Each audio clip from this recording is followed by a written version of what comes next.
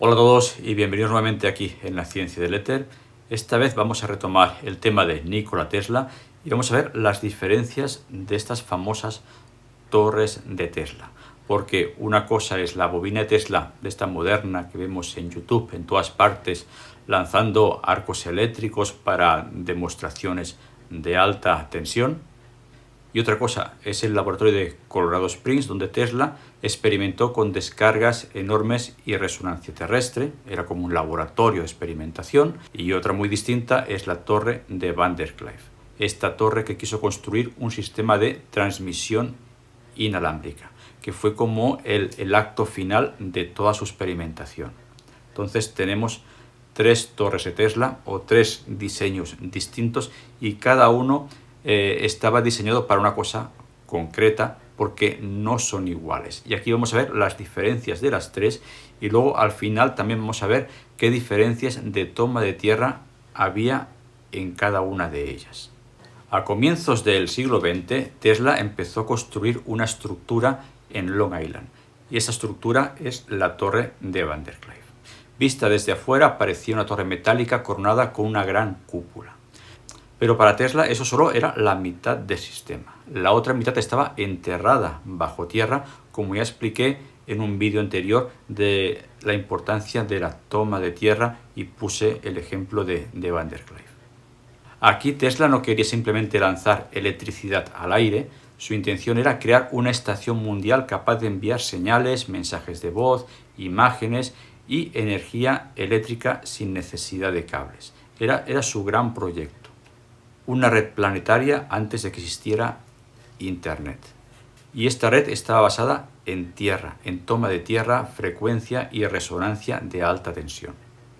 Tesla pensaba que la Tierra podía actuar como un enorme conductor eléctrico, no como un cable ordinario, sino como un cuerpo capaz de recibir impulsos eléctricos y responder a ellos.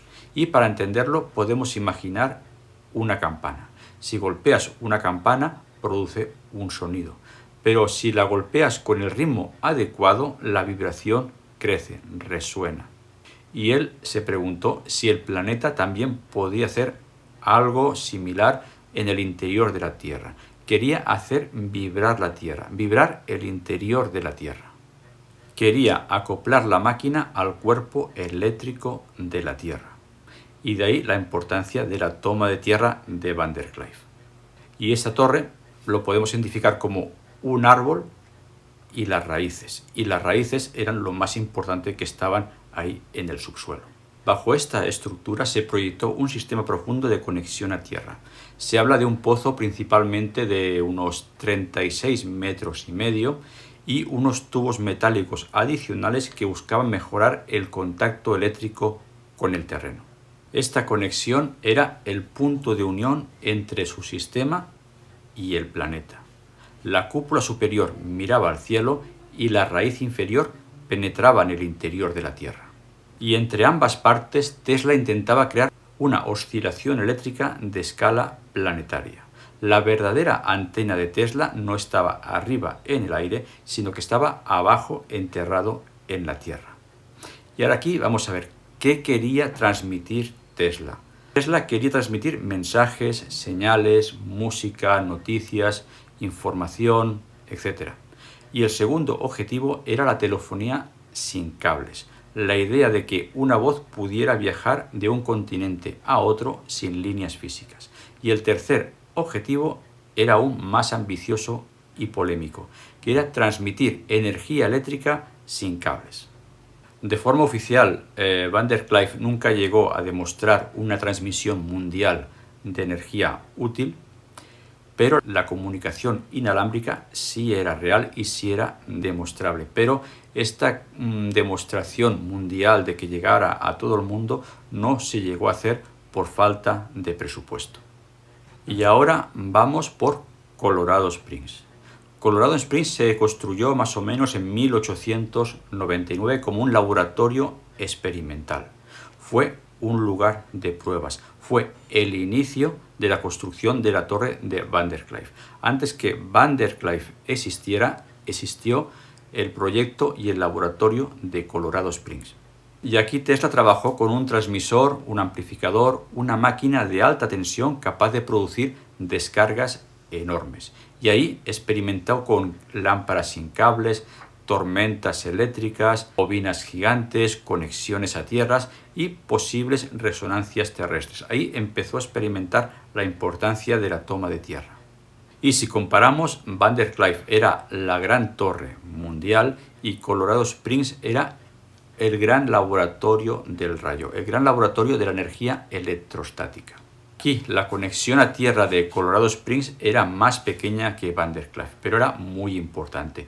Tesla usó una placa de cobre enterrada de unos entre 3 y 4 metros, 3,6 metros, casi 4 metros de profundidad.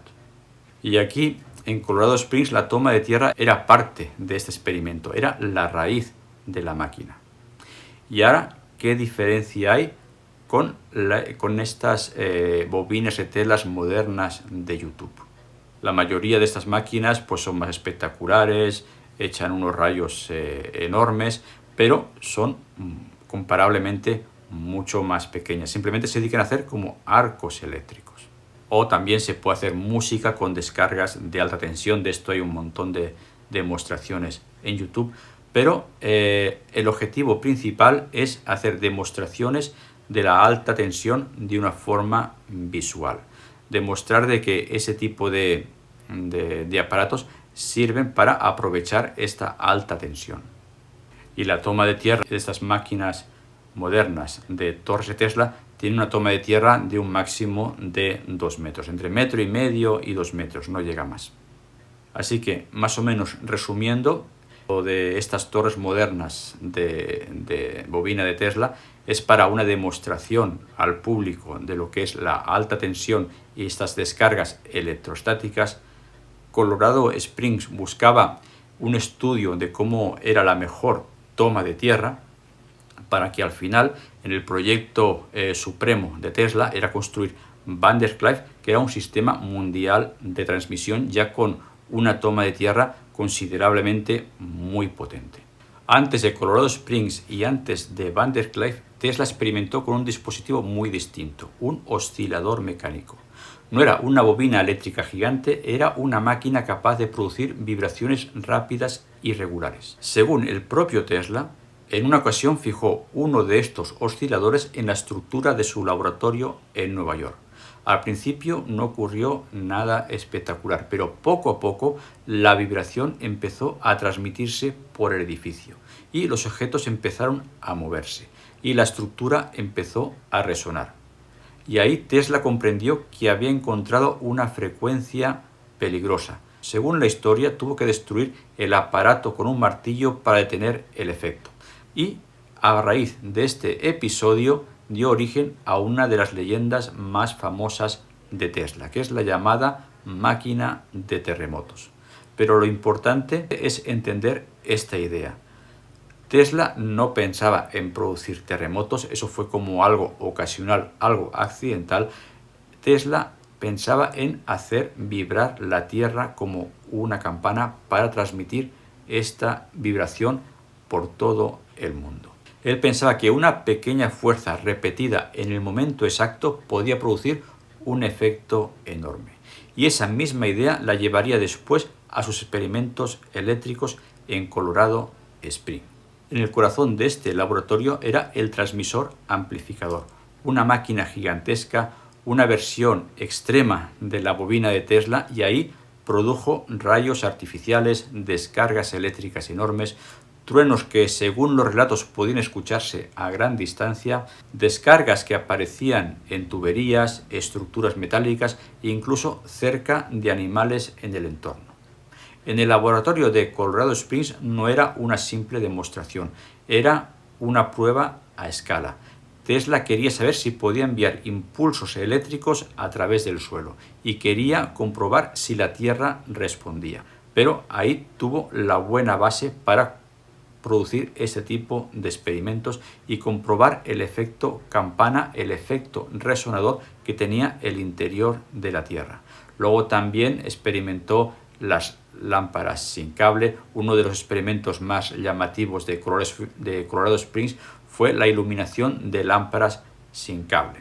que colocó varias lámparas en la Tierra, encima de la Tierra a cierta distancia, que se encendían mediante campos eléctricos generados por su transmisor. Y para el público, pues aquello parecía magia, porque los cables no estaban conectados con nada, estaban sueltos encima de la Tierra. Pero para Tesla eso era una pista. Si él podía transmitir energía a corta distancia, quizá podía amplificar el sistema y hacerlo a larga distancia, que es lo que quería hacer en Vanderclive. Uno de los episodios más conocidos de Tesla en Colorado Springs fue cuando su transmisor lo llegó al límite y generó descargas tan intensas que terminó dañando el generador de la central eléctrica local. Y durante un tiempo la ciudad se quedó sin suministros. Había un apagón, había provocado un gran apagón. Y de ahí le surgió la idea de construir Vanderclive. Uno de los experimentos más llamativos de Vanderclive fue en 1903, que se informó que la torre produjo destellos eléctricos visibles en la noche. Durante un breve momento, Vanderclive pareció despertar, y la torre, silenciosa durante tanto tiempo, lanzó flashes luminosos hacia el cielo. Esto no fue una transmisión mundial, pero fue una prueba definitiva de que la energía podía transmitirse sin cables. Y esta fue la gran demostración que hizo en 1903.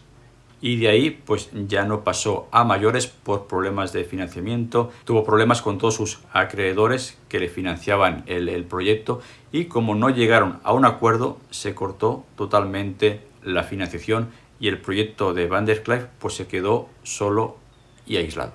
Pero demostró algo importante, que la transmisión inalámbrica era más potente en el subsuelo que en el aire. Y bueno, eso es todo. Espero que os haya gustado y nos vemos en otro capítulo de la ciencia del éter. No olviden hacerse miembros y darle un buen like. Hasta pronto.